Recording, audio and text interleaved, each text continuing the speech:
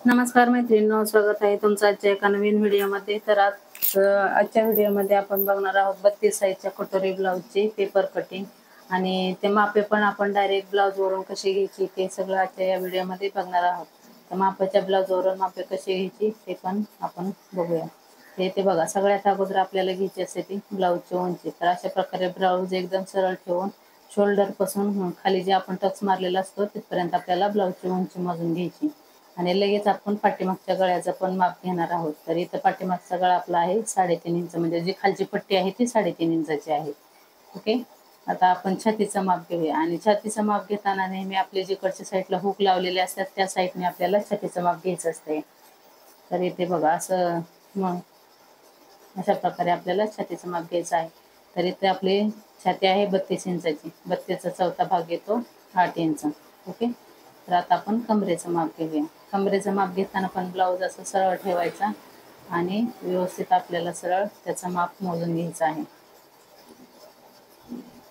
इथे बघा, इथं आपल्या ब्लाऊजचं माप आलेलं आहे 27 इंच आणि जी आपण लूक बनवायची पट्टी असते ती सोडून द्यायची, ती आपल्याला मोजायची नाही कारण ती एक्स्ट्रा पट्टी असते।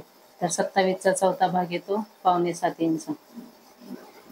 अशा प्रकारे सगळे आपल्याला माप लिहून घ्यायचे आहेत। वहीवर तुम्ही पण एका वहीवर सगळी माप व्यवस्थित लिहून घ्यायची।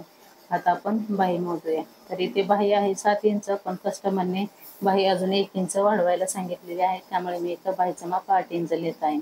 आणि दंडगेर मोजून घ्यायचा, जेवढा असेल तेवढा दंडगेर आपल्याला घ्यायचा आहे।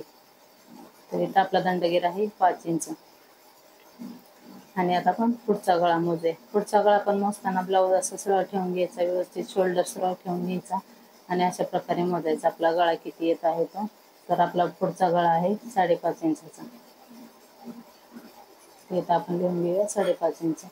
आता ही सगळी मापं घेऊन आपण 32 मापाच्या कटोरी ब्लाऊजची कटिंग करणार आहोत। चला तर मग आता आपण सुरू करूया। तर इथे बघा, मी एक पेपर घेतलेला आहे आणि याच पेपरवर आपण पेपरवर ब्लाऊजची कटिंग करणार आहोत। त्या सगळ्यात अगोदर आपल्याला काही उंचीचं माप टाकायचं आहे। तर आपली उंची किती आहे 13, 13 मध्ये 1 इंच प्लस केलं तर आपली उंची झाली 14 इंच। तर 14 इंचावर असं 2 ठिकाणी मार्क करून घ्यायचं आणि इथे एक सरळ रेष ओढून घ्यायची आणि आपण शोल्डर घेणार आहोत 5 इंच, कारण पुढचा आणि पाठीमागचा दोन्ही पण गळे आपल्या डीप आहेत, त्यामुळे शोल्डर इथं आपण 5 इंच घेतलेला आहे। आणि 32 इंचापर्यंत आपल्याला 5 इंच घ्यायचं आहे, 34 पर्यंत, नंतर 5.5 इंच घ्यायचा। इथे बघा, शोल्डर पट्टी मी 3 इंचावर घेतली आहे। जेवढं तुमची शोल्डर पट्टी रेडी असेल त्याच्यात 1.25 इंच एक्स्ट्रा घ्यायचं। आणि इथं मुंडा पण बघा मी 5.5 इंच घेतलेला आहे। आता शोल्डर आपला 5 इंच येते, इथं पण मुंड्याच्या ठिकाणी पण आपलं 5 इंच आलं पाहिजे, इथं पण कमी जास्त नाही झालं पाहिजे, नाहीतर मग आपल्याला मुंड्यात फुगे येण्याचा प्रॉब्लेम होतो। त्यामुळे आपल्याला व्यवस्थित मोजून घ्यायचं आहे आणि 2 इंच शिलाई मार्जिन। इथे अशा प्रकारे बॉक्स तयार करून इथं आपल्याला मुंड्याचा आकार देऊन घ्यायचा आहे। आणि मुंड्याचा आकार देण्यासाठी पाठीमागच्या साईडला 1.25 इंच आणि पुढच्या साईडला आपण 1.25 इंच मार्किंग करून पुढच्या ह्या मुंड्याचा आकार देणार आहोत। पुढच्या मुंड्याचा आकार नंतर, त्या अगोदर कमरेचं माप आपण घेऊया। तर इथे कमर आपली किती होती 27 इंच, त्याचा चौथा भागाला 6.25 इंच। तर इथे 6.25 इंचावर एक मार्किंग केलं, 1 इंच पाठीमागच्या डॉटसाठी आणि 2 इंच आपण शिलाई मार्जिन ठेवले, तिथं 2 इंचाचं घेऊन सरळ रेष ओढून घ्यायची आहे। ही आपली फिटिंगची लाईन। ओके, आता पुढच्या गळ्याचं माप टाकूया आपण। आता पुढचा आणि पाठीमागचा इथं दोन्ही पण पार्ट संगतीच निघतील। सॉरी, इथं कॅमेरामध्ये शूट झालं नाही, तर मी तुम्हाला नुसती मापं घेऊन परत दाखवते। इथे बघा, गळा 2 इंच घेतलेला आहे आणि पुढचा गळा मी 6 इंच घेतलेला आहे। 5.5 होता, त्या अर्धा इंच आपलं शोल्डरमध्ये जाईल म्हणून इथं मी 6 इंचावर गळा घेतलेला आहे। आणि खाली पण इथं 2.5 इंचावर घेतला आहे, वर 2 आहे पण खाली 2.5 इंच, अर्धा इंच वाढून घेतला आहे आणि असा गळ्याला व्यवस्थित शेप देऊन घेतलेला आहे। आणि पुढच्या मुंड्याचा पण आकार दिलेला आहे।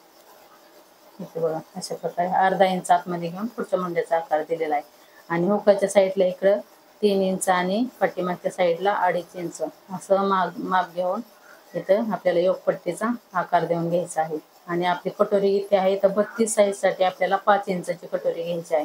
तर इथे बघा, दोन्ही ठिकाणी मी 5-5 इंचचा मार्क केलेला आहे आणि जिथं आपल्या मुंड्याचा पुढचा भाग आहे तिथून 2 इंचावर मार्क करून असं कटोरीचा आकार देऊन घेतलेला आहे आणि गळ्याच्या साईडला तर खालून 1 इंच वरती घेतलेला आहे. ओके, तर आता ही सगळी आपली माप झालेली आहेत. आता आपण कटिंग करून घेऊया आणि कटिंग करताना पाठीमागचाच मुंडा आपल्याला कट करायचा आहे. आता मधून इथून कट करून घेऊया म्हणजे आपले दोन्ही पण पार्ट वेगळे होते, पाठीमागचा आणि पुढचा भाग. तर पाठीमागचा भाग आपण साईडला ठेवूया, नंतर पाठीमागचा गळा कट करूया. अगोदर पुढचा भाग आपण कट करून घेऊया. इथे असं व्यवस्थित गळा कट करून घ्यायचा आहे.